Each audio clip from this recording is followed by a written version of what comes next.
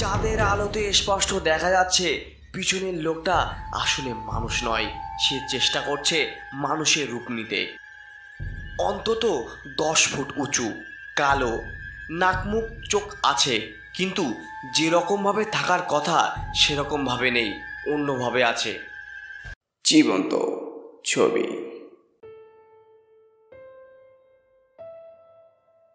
আমরা গ্রামের বাড়িতে বেড়াতে গেলেই রহমান চাচা আমাদেরকে দেখতে আসতেন। লম্বা চওড়া মানুষ, এই বয়সেও তার শরীর পাথরের মতো শক্ত। ছোটবেলায় আমাদের 2-3 জনকে একসাথে টেনে নিয়ে বেড়াতেন রহমান চাচা। খাওয়ার সময় আমরা বিস্ময়ে তার দিকে তাকিয়ে দেখতাম। একজন মানুষ যে এত খেতে পারে তা না দেখলে বিশ্বাস করা যায় না। একদিন দুপুরে খেতে বসেছিলাম সবাই মিলে, খাওয়া দাওয়া প্রায় শেষ। হাত ধোয়ার সময় নিধু চাচা প্রায় 1 গামলা ভাত ঢেলে দিল পাতে, সঙ্গে সমপরিমাণ ডাল। আর কি করতেছ? আমার খাওয়া তো শেষ, আমি আর খাইতে পারুম না।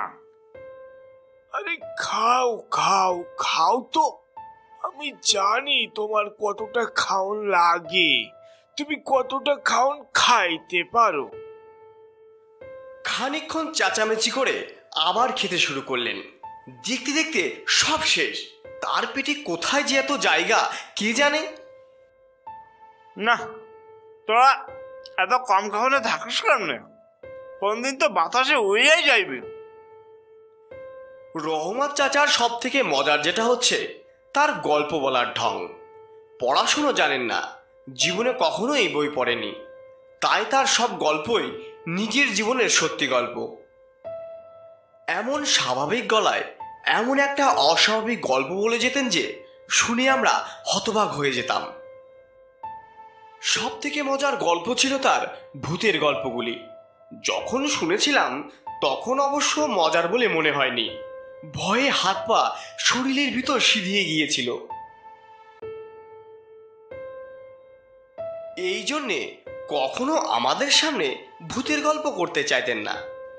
না, তোরা আর আমার কাছে ভূতের গল্প শোনার জন্য আইস নে, নইলে তোরা কিন্তু ভীতু হইয়া যাইবি। রহমান চাচাকে কিছুতেই বোঝানো যেত না যে ভয় পাওয়ার জন্যই তো ভূতের গল্প শোনা, আর তাছাড়া আমরা তো এমনিতেই ভীতু, নতুন করে ভীতু হওয়ার প্রশ্ন কোথায়। যখন বড়রা বসে গল্প করত, কথায় কথায় ভূতের কথা উঠে যেত, তখন রহমান চাচা 1-2 ভূতের গল্প বলতেন। ভয়ঙ্কর গল্প শুনে হৃৎস্পন্দন থেমে যেত। তার কাছ থেকে শোনা সব থেকে যেটা ভয়ের গল্প সেটা এই রকম, তার নিজের ভাষাতেই বলি। সে অনেকদিন আগের কথা, আমার বয়স তখন মাত্র 25 কি 26। সে সময়ে আমাদের পাশের গায়ে রশিদ মিয়া নামে এক লোক থাকত। এইরকম বদমায়েশ লোক আমার জীবনে খুব কম দেখেছি। এমনিতে তার সুদের কারবার ছিল,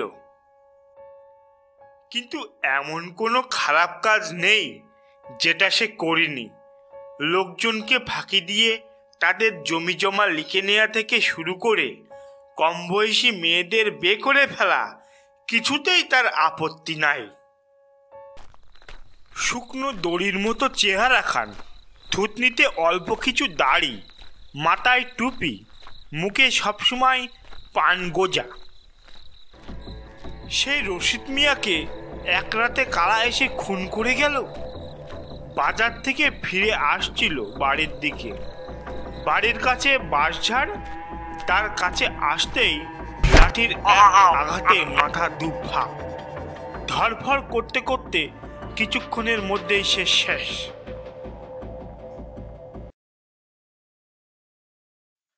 মানুষ মারা গেলে খুশি হতে নেই, কিন্তু রশিদ মিয়া মারা গেলে 3-4 গায়ের মানুষ খুশি হয়েছিল।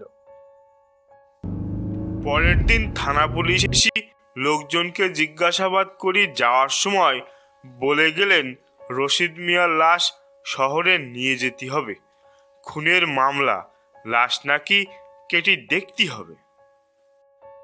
কে যাবে রশিদ মিয়ার লাশ নিয়ে? 2 চোখের বিষ ছিল এলাকার সব লোকেদের, কারো এতটুকু কোনো গরজ নাই।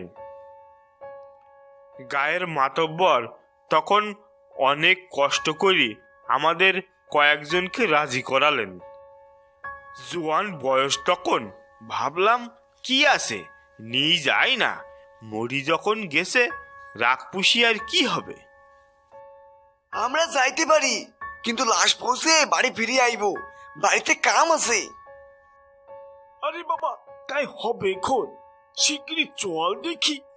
গরমের দিন, লাশ বেশিক্ষণ ফেলে রাখা যায় না, নইলে গন্ধ বেরোবে যে।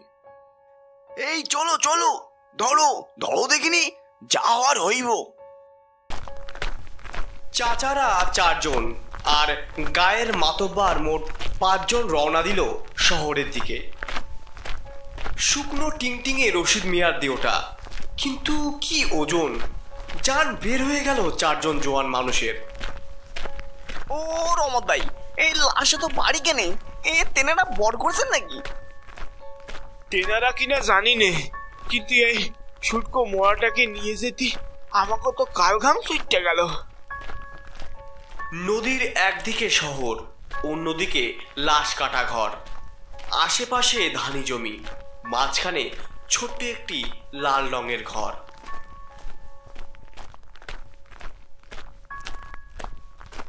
চারপাশের বুনো জঙ্গল ঘরটাকে প্রায় ঢেকে রেখেছে। দরজায় তালা মারা, কিন্তু পুরনো জং লাগানো তালা। ধাক্কা দিতেই নিজে থেকেই খুলে গেল। ভিতরে উঁচু একখানা টেবিল, কংক্রিট দিয়ে লাশ কাটা ঘরের সাথে পাকাপাকিভাবে তৈরি করা রয়েছে। টেবিলের উপর রশিদ মিয়াকে রেখে সবাই বাইরে বেরিয়ে এলো নাক চিপে। ঘরের ভিতরে কি যেন কিসের এক বটকা গন্ধে সবার নাক বন্ধ হয়ে এলো। বাইরে এসে সবাই অবাক, তাদের চারপাশে বেশ কয়েকটা কুকুর। বেশ অদ্ভুত সেগুলি, লাশ কাটা ঘরের আশেপাশে সেগুলি থাকে, মানুষকে তেমন একটা ভয় পায় না। বেওয়ারিশ লাশগুলোকে নিশ্চয়ই জানাজা না পেরিয়েই আশেপাশেই পুঁতে ফেলে। তারা লক্ষ্য করলো কুকুরগুলি মাটি খুঁড়ে হাড়গোড় বার করছে। তাদের দেখে একটুও সরল না, উল্টে তাদের দিকে ঠান্ডা চোখে তাকিয়ে রইল, যেন কুকুরগুলি মনে মনে ভাবছে এই এতগুলো লাশ হেঁটে বেড়াচ্ছে কেমন করে। দেখে কেমন যেন ভয় পেল সবাই। যে 2 জন আর ফিরে যাওয়ার কথা ছিল, তারা একটু বিশ্রাম নিয়েই তাড়াতাড়ি রওনা দিয়ে দিল। আমরা তাহলে আসছি, এরপর দেরি হলে সময় মতো বাড়ি পৌঁছাতে পারবো না নি।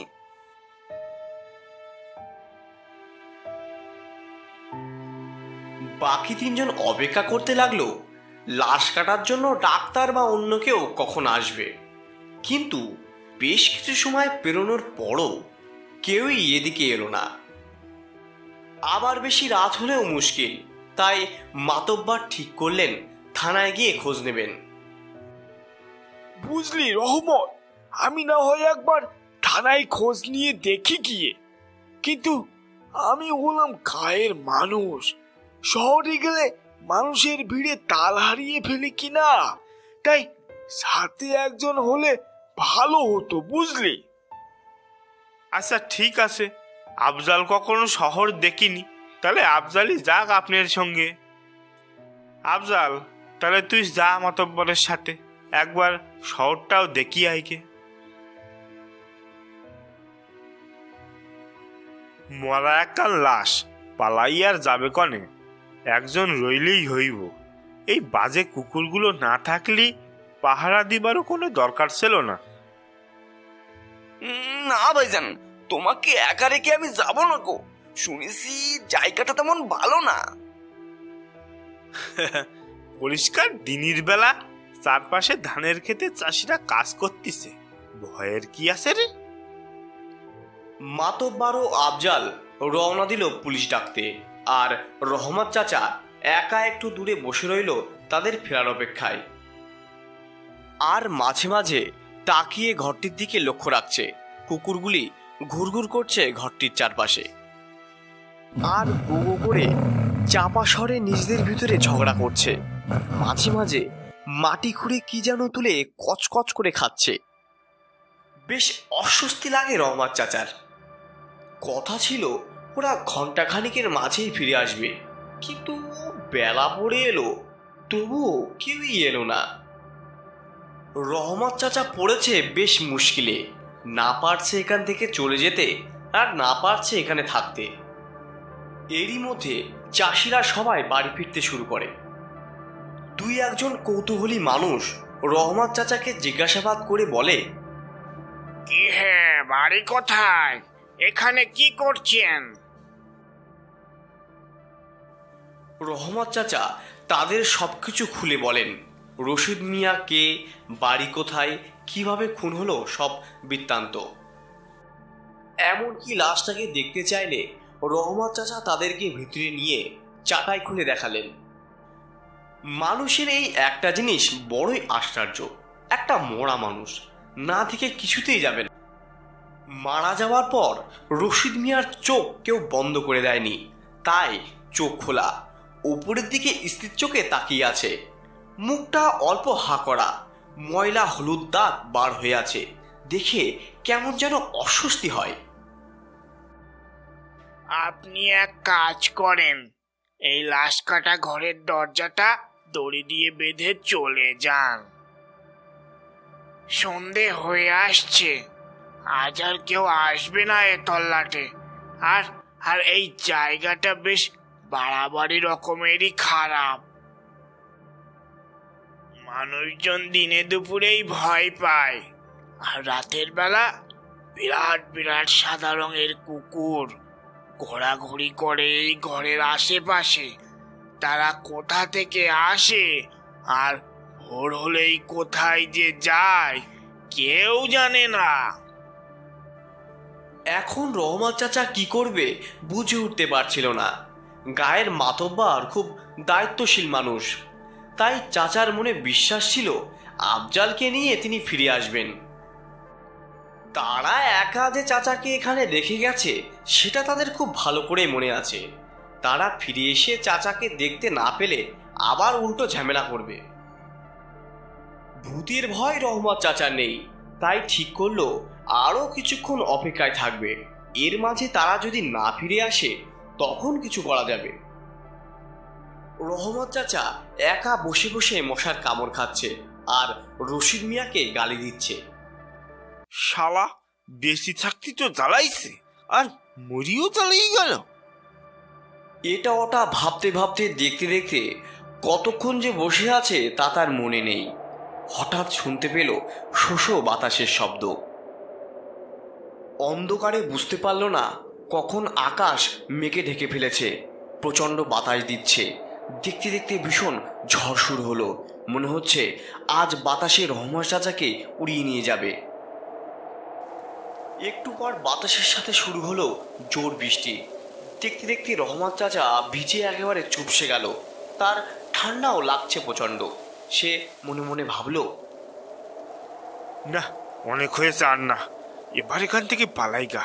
কিন্তু এই ঝড়ের মধ্যে যাবো কোথায় তাও তো জানি না। রহমত, তুই চিন্তা করিস নে, আমরা আসছি, তুই ওখানেই থাক। রহমত চাচা চলে যাওয়ার জন্যে পা বাড়িয়েছে, তখন হঠাৎ শুনতে পাওয়া গেল গলার আওয়াজ।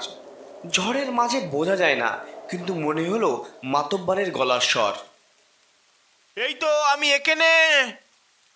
যাক, সবাই ফিরে আসছে তাহলে।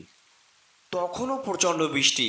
চাচা ভাবল, বাইরে দাঁড়াইয়ে ভিজে কি লাভ, তার চেয়ে বরং লাশ কাটা ঘরের ভিতরে গিয়ে অপেক্ষা করি গে, মাথার উপরে অন্তত একটা ছাদ তো আছে। রহমত চাচা লাশ কাটা ঘরে ঢুকতেই হঠাৎ থমকে উঠল। কেন যেন মনে হচ্ছে কাজটা ভালো হচ্ছে না। কে যেন মনের ভিতরে বলে উঠল, খবরদার রহমত, যাস নে, ভিতরে বিপদ হবে, বিপদ হবে। কেমন যেন তার সারা শরীর শিরশির করে উঠল। কিন্তু চাচার জোয়ান বয়স, বুদ্ধি কম, সাহস বেশি। আরে ধুর, আমার ভয়টা কিসের শুনি, এই তো এক্ষুনি সবাই এসে যাবে। রহমত চাচা ঘরে ঢুকে দরজাটা বন্ধ করে দিল। বাইরে তুমুল বৃষ্টি পড়ছে। আর চোখে তাকিয়ে রশিদ মিয়ার লাশটাকে একবার দেখল। এমনিতে অন্ধকারে কিছুই দেখা যাচ্ছে না। বিদ্যুতের মুহূর্তের চমকে দেখতে পেল রশিদ মিয়ার লাশ একই ভঙ্গিতে স্থির হয়ে পড়ে আছে। বাইরে তখনও বৃষ্টি।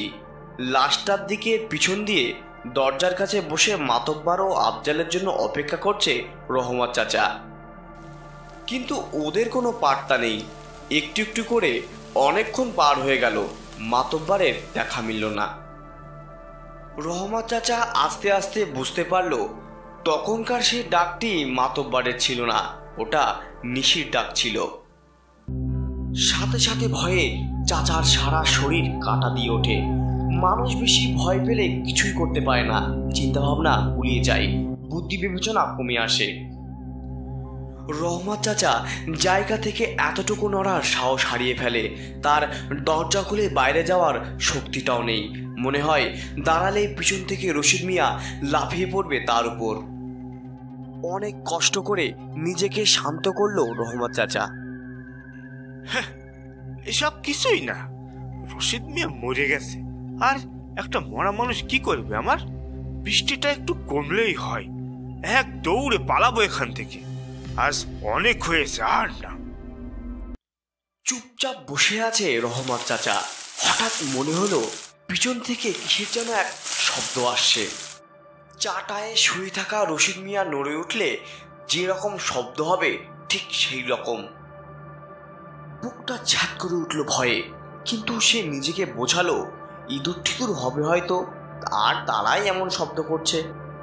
রহমত চাচা বুঝতে পারে সে রাতে কিছু একটা ভর করেছিল তার উপর। বিচার বুদ্ধি কমে গিয়েছিল কোনো কারণে। প্রথমত এভাবে একা ওই রকম একটা জায়গায় ঢোকা তার মোটেও উচিত হয়নি।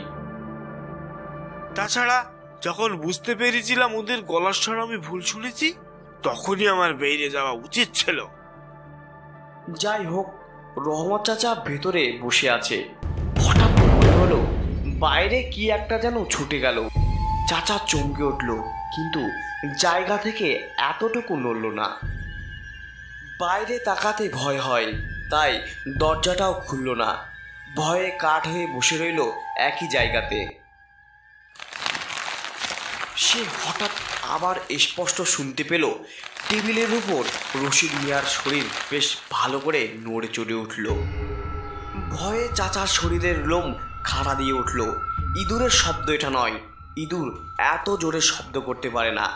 পিছনে কি হচ্ছে সেটা ঘুরে দেখার সাহস তখন চাচার মধ্যে আর নেই। বৃষ্টি কমে এসেছে, এখন আকাশ পরিষ্কার। আকাশে বেশ বড় একটা চাঁদ। লাশ কাটা ঘরের ঘুলঘুলি দিয়ে ভেতরে আলো এসে পড়েছে। মাঝে মাঝে চাঁদ মেঘে ঢেকে যাচ্ছে, আবার মেঘ থেকে বের হয়ে আসছে। রহমত চাচা বসে বসে তাই দেখছে। কতক্ষণ যে এইভাবে বসে আছে তা নিজেই জানে না। সে তাকিয়ে আছে নিষ্পলক নিথর বোবা পাগলের মতো। বাইরে ছোটাছুটি শব্দটা যেন হঠাৎ বেড়ে গেল। মনে হচ্ছে কুকুর বা শেয়াল কিছু একটা এদিক থেকে সেদিক, সেদিক থেকে এদিক ক্রমাগত ছোটাছুটি করছে। বাইরে কি হচ্ছে সেটা দেখার সাহস চাচার নেই। নড়াচড়া করতেও ভয় হচ্ছে তার। শুধু মনে হচ্ছে নড়লেই পিছন থেকে কিছু একটা তার উপর লাফিয়ে পড়বে। তবু খুব সাহস করে আস্তে আস্তে উঠে দাঁড়ালো রহমত চাচা।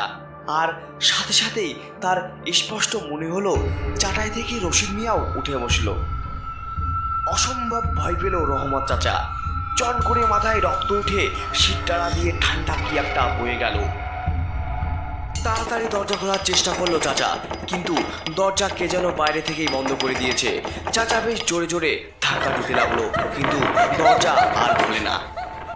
চাচা ভয় পেয়ে পাগলের মতো দুমদাম এলোপাথে লাথি দিতে শুরু করলো দরজায়। আর এভাবে উন্মাদ পাগলামি করতে করতে হঠাৎ থমকে দাঁড়ালো চাচা। মনে পড়ল দরজাটা ভেতর দিকে খোলে, বাইরের দিকে নয়। ভয়ে তখন ঘেমে গেছে। চাচা একটানে দরজা খুলে ফেলল। এক দৌড় দেবে, অমনি সামনে তাকিয়ে স্তম্ভিত হয়ে গেল।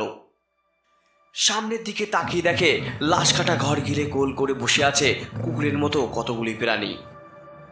দেখতে কুকুরের মতো হলেও কুকুরের থেকে অনেক বড়। চোখগুলি জল জল করছে অন্ধকারে, গায়ের রং ধপধপে সাদা। চাচাকে দেখে সব যেন নড়ে চড়ে বসলো। তাদের মুখে চাপা স্বরের আওয়াজ, কেমন যেন হিংস্র ভাবভঙ্গি। মনে হচ্ছে সবগুলি একসাথে লাফিয়ে পড়বে চাচার উপর।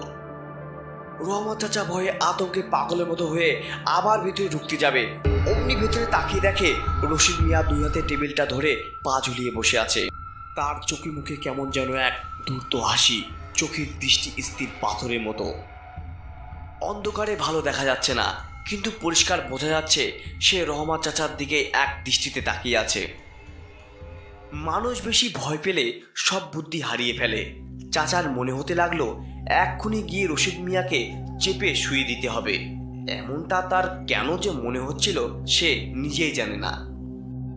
শুধুই ভাবছে মরা মানুষ, ওর বসে থাকার কথা না। ওর বসে থাকা সাংঘাতিক এক সর্বনাশের ব্যাপার। রহমত চাচা ঠিক পাগল হয়ে গেছে যেন, সে সত্যিই ভেতরে ঢুকে যাচ্ছে। ঠিক তখন হঠাৎ শুনতে পেল প্রচন্ড এক ধমক। কে কে ওখানে? মুহূর্তে চাচার জ্ঞান ফিরে এলো। সর্বনাশ! আমি এ কি করতেছিলাম? ও তো সাধারণ রশিদ মিয়া নয়, ও তো অশরীরী। চাচা তাড়াতাড়ি ঘুরে বাইরে তাকিয়ে দেখে একজন লোক দাঁড়িয়ে আছে। অন্ধকারে ভালো দেখা যাচ্ছে না, মনে হলো বয়স্ক, লম্বা চওড়া। চাচাকে ঘুরে তাকাতে দেখে আবার প্রচন্ড জোরে একটা ধমক দিল। কি করছো ওখানে? বের হয়ে এসো, ওখানে বের হয়ে এসে বলছি। ভয়ে রহমত চাচার সারা শরীর কুলকুল করে ঘামছে। সে কোনো মতে টলতে টলতে বের হয়ে এলো। রশিদ মিয়ার লাশ দেখিয়ে কিছু একটা বলতে যাবে, লোকটা আবার ধমক দিয়ে উঠল, তাকাবে না, সোজা বের হয়ে এসো। কুকুরের মতো জন্তুগুলি কেন যেন অনেক পিছনে সরে গেছে। তারা সেখান থেকেই চাপা স্বরে গোপো করছে। চাচা লোকটার দিকে ছুটে যাচ্ছিল, অমনি লোকটা আবার ধমকে উঠল। এদিকে না, তুমি সোজা সামনের দিকে হাঁটো। লোকটি চাচাকে যেন বশ করে ফেলেছে। লোকটার কথা মতো টলতে টলতে সামনের দিকে হাঁটতে থাকে রহমত চাচা। সোজা সামনের দিকে তাকিয়ে হাঁটো, খবরদার পিছনে তাকাবে না। রহমত চাচা আচ্ছন্নের মতো হাঁটতে থাকে। খানিকক্ষণ পর কি একটা যেন বলতে যাবে, অমনি কোনো কথা নাই, সোজা সামনের দিকে হাঁটো। চাচার মনে কেমন যেন একটা খটকা লাগলো। লোকটা বুঝলে কেমন করি আমি এবার কথা কইব?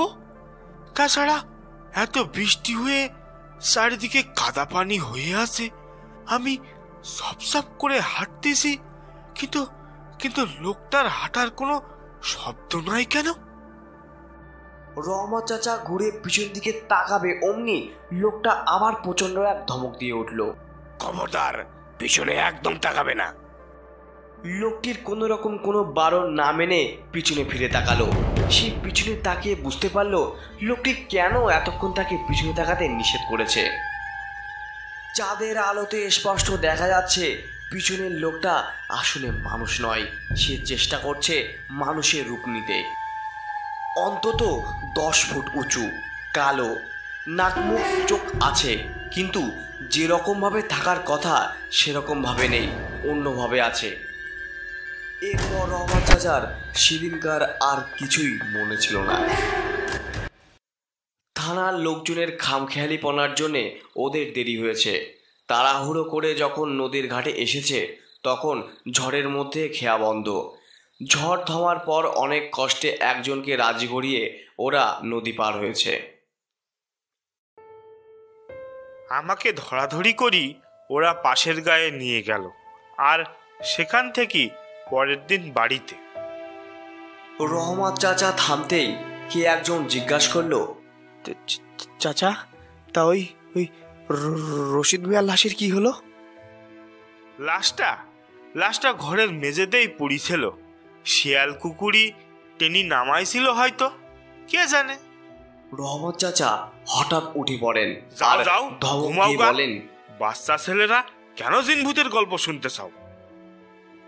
আমরা তবু বসে থাকি।